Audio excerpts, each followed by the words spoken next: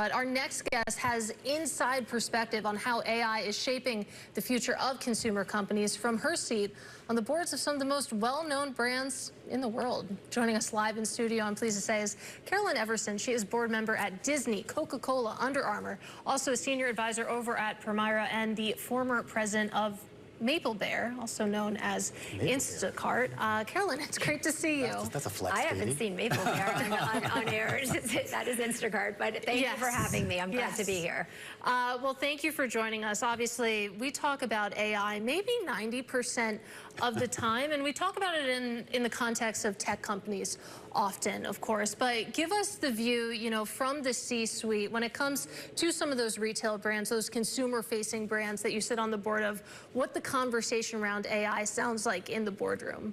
Well, first, let me start with a macro view of what we talk about from an AI perspective. First of all, the cost of inference models has dropped 99% in the last 3 years since ChatGPT came on the scene. So in many ways, you would think that, okay, the cost of technology is going to decrease in large companies.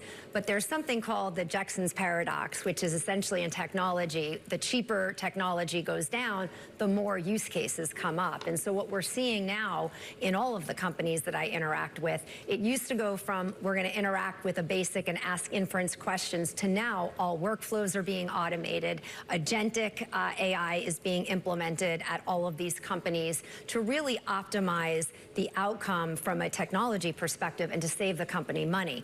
However, the most interesting use cases are the ones that are driving growth. So for example, in Coca-Cola, we are using AI throughout the entire Coca-Cola ecosystem. And the new CEO, Enrique Braun, that's one of his key endeavors is to really lean into the innovation. So we're doing it from a marketing standpoint, using generative AI, re-engineering the entire marketing ecosystem, and also through revenue growth management as well. That's really interesting because, you know, that, of course, is the pain point. When does it shift from just productivity gains there, when you can actually have it drive that bottom line? But I do want to talk about, you know, the use of AI in marketing, in media, because you think about the broader public, there is a little bit of skepticism to see AI-generated content.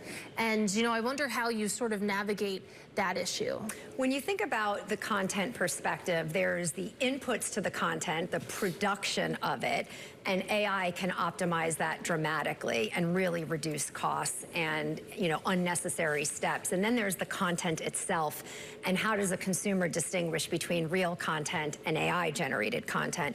But we are not in an age where consumers are rejecting all AI-generated content. I mean, the Coca-Cola company used generative AI for its holiday commercial and the content there, and it was beloved and widely had huge engagement numbers. And so that was largely driven by AI, but that doesn't replace the human element of creativity.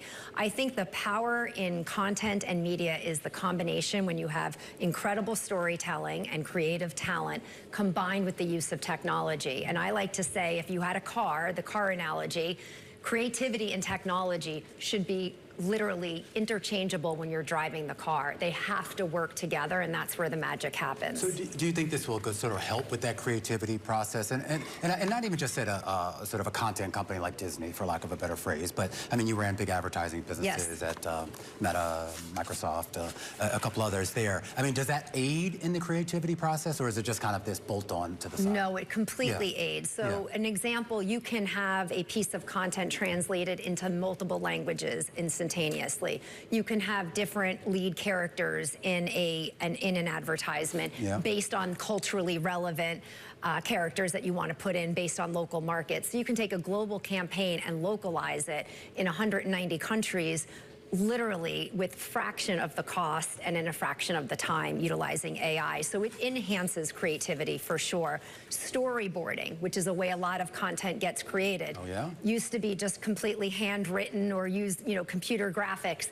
Now you can get a really early read on storyboarding utilizing AI. Well, I am curious to pick your brain on this because, I mean, certainly in media we're at this big inflection point, but really every company to a certain extent. I mean, we were just in Milken and we were interviewing all these asset managers, and it was like almost every conversation was less about asset management. It was more about AI, how it's being integrated internally, how it's maybe being deployed externally. So as somebody who sits on these boards and you're having these conversations about not just using it, but the best way to use it, the more economical, or at least the more viable way to use it here. Are you finding that the boards, and for that matter, the C-suite executives, are capable enough right now to handle this, or do we need to start thinking about maybe a new generation of folks coming in to handle, to sort of carry this forward? So I think if you look at the, there's an insatiable appetite for the use of AI in every company that I am involved in, and you want that. You want that deep intellectual curiosity, starting with the CEO and embedded throughout the management group. And that is a little bit why the cost of AI is going to increase, even if token costs have decreased 99%, or inference costs have over the last 3 years, because there's so many different use cases.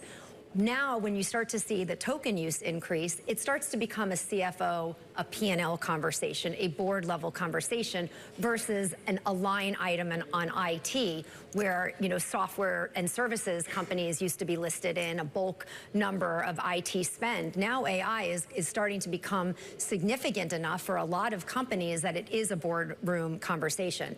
I do believe boards that are leaning into this, both from an education standpoint, bringing outside expertise in, refreshing of boards. All of the boards I sit on are in a constant motion of thinking about refreshment to bring new skills in. And we saw that even over the last handful of years with people that are digitally native or mobilely native, and different sort of use cases and skill sets in the boardroom, which I think is super important.